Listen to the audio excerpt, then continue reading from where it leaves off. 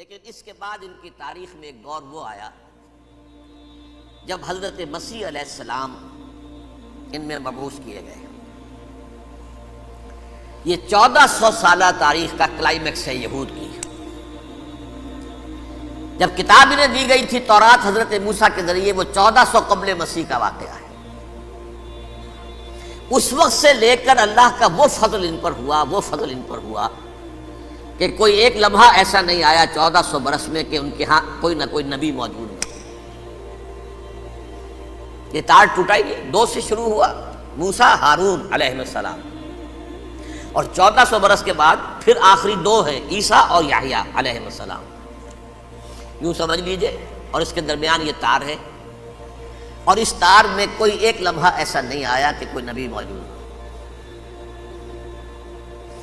اس میں اتار چڑھاؤ بہت سے آئے ہیں، اس کا وہ میرا موضوع نہیں ہے۔ اس وقت قبل مسیح کی تاریخ جو ہے وہ میرا موضوع نہیں ہے۔ قرآن مجید میں سورہ بنی اسرائیل کے پہلے رکوع میں اس کا تذکرہ موجود ہے۔ وَقَضَيْنَا إِلَىٰ بَنِي إِسْرَائِيلَ فِي الْكِتَابِ لَتُفْسِدُنَّ فِي الْأَرْضِ مَرَّتَيْنِ وَلَتَعْلُنَّ عُلُوًّا كَبِيرًا، 2 مرتبہ ان پر عذاب کے کوڑے برسے، پہلے اشوریوں کے ذریعے سے جو شامی تھے، سیرینز اشوری کہلاتے، پھر بابلیوں کے ذریعے سے یعنی عراقیوں کے ذریعے سے، بیبیلونیا نام تھا عراق کا پہلے، ان پر بہت بڑی بڑی تباہیاں آئیں، اللہ تعالیٰ کی طرف سے عذاب آئے۔ اس کے بعد پھر دوسرے دور میں دوسرا اقتدار کا دور آیا، خرمستیاں بڑھ گئیں، تو پہلے گریکس کے ذریعے سے، یونانیوں کے ذریعے سے، اور پھر رومیوں کے ذریعے سے پسوایا گیا۔ یہ دور گزر چکے تھے ان پر، 2 عروج کے دور اور 2 زوال کے دور۔ میری چھوٹی سی کتاب ہے تنظیم اسلامی کا تاریخی پس منظر، 6-7 روپے کی ہوگی، اس کو آپ دیکھیں گے تو اس میں اس کا پورا نقشہ آپ کو مل جائے گا۔ ویسے تو یہ کہ میری جو ذرا بڑی کتاب ہے سابقہ اور موجودہ مسلمان امتوں کا ماضی، حال اور مستقبل، اس میں میں نے ان معاملات پر بڑی تفصیل سے بحث کی ہے۔ بہرحال یہ جو دور تھا ان کا 1400 سالہ، وہ اونچ نیچ سے ہوتا ہوا جب آیا ہے حضرت مسیح کی بعثت پر، تو ان کی شرارت کی انتہا یہ ہو گئی کہ اللہ تعالیٰ نے مسیح کو رسول بنا کر بھیجا، رسولاً الی بنی اسرائیل۔ حضرت موسیٰ اور حضرت عیسیٰ کے درمیان رسول کوئی نہیں ہے، سب نبی ہیں۔ حضرت موسیٰ رسول تھے اور حضرت عیسیٰ رسول ہیں، درمیان میں داؤد ہو، سلیمان ہو، یشعیاہ ہو، زکریا ہو، یہ سب نبی ہیں، یحییٰ نبی ہے، رسول نہیں ہے، لہذا وہ شہید کر دیے گئے۔ رسول شہید نہیں ہو سکتا، قتل نہیں ہو سکتا۔ لیکن عیسیٰ اور موسیٰ کے درمیان 1400 برس ان کے جو ہیں، اس کا کلائمیکس ہے حضرت مسیح علیہ السلام کی بعثت، اور حضرت مسیح علیہ السلام کو جسے اللہ نے اپنی روح قرار دیا، روح منہ، کلمتہ القاہا الی مریم، اللہ کا کلمہ، عظیم ترین معجزات۔ انہوں نے کیا کہا؟ یہ ولد الزنا ہے، حرام زادہ ہے، معاذ اللہ، نقل کفر نہ باشد، یہ جادوگر ہے، یہ مرتد ہے، یہ واجب القتل۔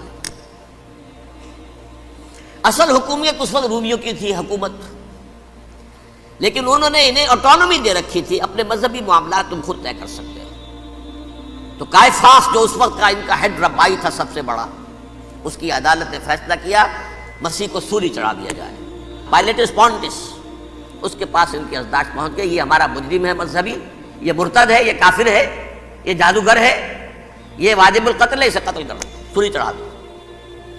خیر وہ لمبی بات ہو جائے گی، اس نے تو اپنے ہاتھ دھوئے کہ صاحب ہمارے پاس کوئی جرم نہیں ہے اس کے خلاف، تم کہتے ہو تو ٹھیک ہے، سولی چڑھا دیتے۔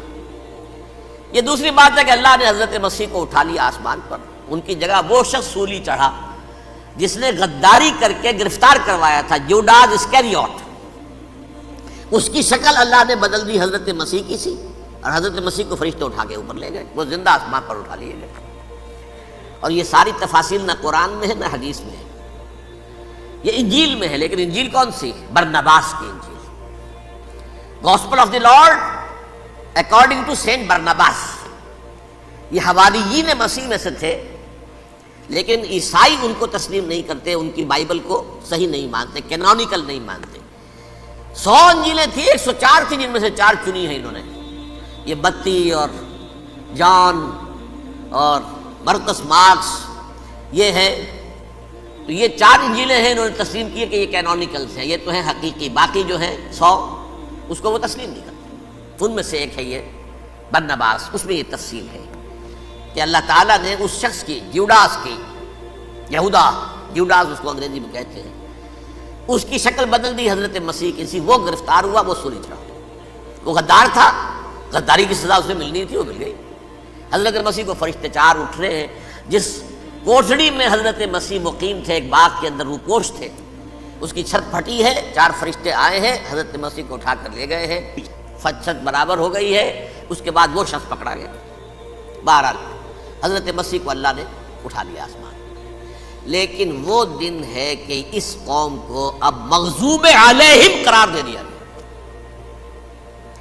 نوٹ کر لیجیے، اصل میں تو ہونا یہ چاہیے تھا کہ رسول کی جان کے در پہ جب کوئی امت ہو جاتی تھی تو اللہ کا قاعدہ یہ تھا کہ اس امت کو نسیہ منسیہ کر لیا جائے۔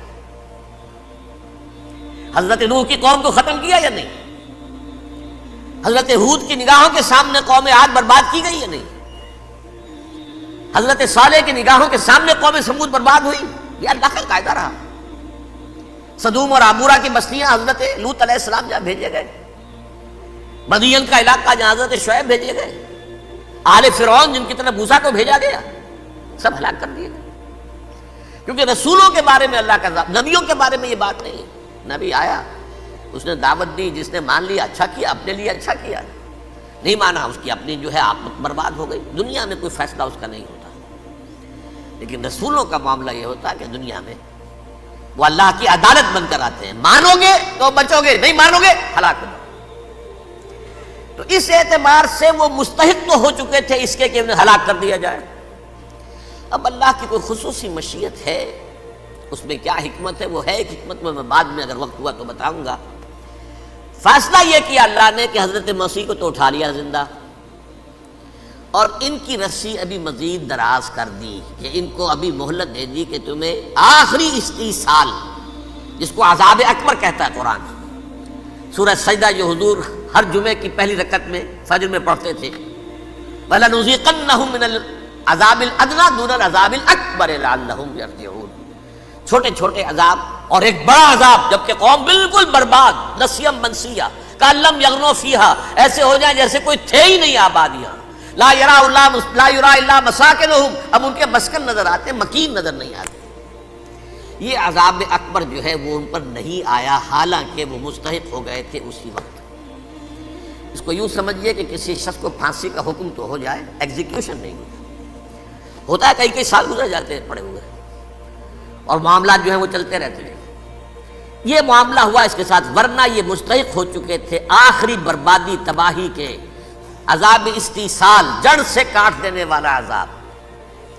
وہ آ سکتا تھا ان پر اسی وقت، لیکن اللہ نے ان کی مہلت دراز کی ہے۔ لیکن اس کے بعد اللہ نے ان کو ایک اور موقع دیا۔ 600 برس بعد حضرت مسیح کے محمد الرسول اللہ صلی اللہ علیہ وسلم کی بعثت ہوئی، اور یہ میں سمجھتا ہوں کہ اس قوم پر اللہ کا اتنا بڑا فضل تھا، اتنا بڑا فضل تھا، اتنا بڑا فضل تھا۔ اب پھر ایک موقع دیا، عسیٰ ربکم ان یرحمکم وان عدتم عدنا۔ دیکھو اب بھی تمہیں ہم ایک موقع دے رہے ہیں، تمہارا رب تمہارے اوپر اب بھی فضل کرنے کو تیار ہے، رحم فرمانے کو تیار ہے۔ ان ھذا القرآن یہدی للتی ہی اقوم، اس قرآن کے سائے میں آ جاؤ، یہ شاہدرا ہے ہدایت میں آنے کا، اس سے داخل ہو جاؤ، محمد کی تصدیق کرو صلی اللہ علیہ وسلم، دامن محمدی میں آ جاؤ، اب بھی ہم تمہارے گناہ بخش دیں۔ لیکن نہیں، اس قوم نے حضرت محمد صلی اللہ علیہ وسلم کی دشمنی کی کمر کس لی، اور اب یوں سمجھیے اس تاریخ سے لے کر آج تک یہ گٹھ جوڑ ہے۔ ظاہر بات ہے کہ ابلیس کا بھی اصل دشمن اب کون ہے، یا ہدف کون ہے، ٹارگٹ کون ہے؟ جنہوں نے محمد کو نہیں مانا صلی اللہ، وہ تو ہے ہی جہنمی، ان پر کوئی اور محنت کرنے کی ضرورت کیا ہے؟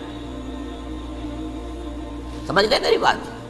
حضور کی بعثت کے بعد جنہیں حضور کو رد کر دیا، ان پر ایمان نہیں لائے، وہ کون ہے؟ کافر، وہ جہنمی ہے ہی ہے۔ لہذا اس کے اوپر کوئی محنت صرف کرنے کی ابلیس کو ضرورت نہیں، اس کا اصل ٹارگٹ امت محمد ہے صلی اللہ علیہ وسلم۔ وہ ساری نوع انسانی کی دشمنی اب آ کر مرکوز ہو گئی ہے امت محمد صلی اللہ علیہ وسلم کی دشمنی پر۔